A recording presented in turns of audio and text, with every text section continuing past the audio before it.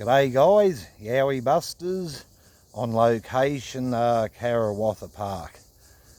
We've had a lovely couple hours today with one of our members called Glenn, who took a few hours out of his day to come and show us a few things he's seen here, and also to take us to the location where he saw a Junjiti here last year in June, I think it was. But anyway, we've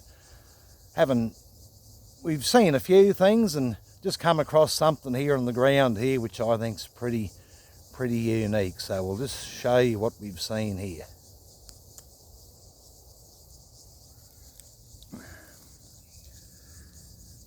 Now this must be a first. I've never seen anything like it before, but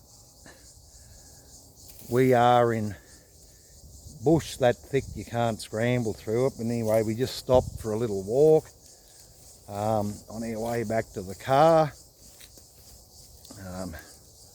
Just panning around to give you a bit of a look at the bush here, how thick it is.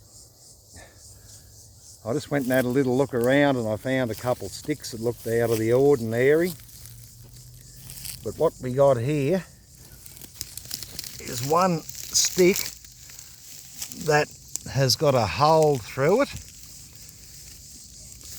which might have been a borer or something like that, but we got this crow's feather.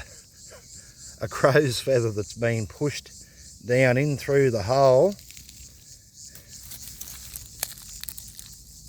Quite extraordinary. It would have been a borer hole, and then this crow's feather was placed in the hole like that. So yeah, I don't know whether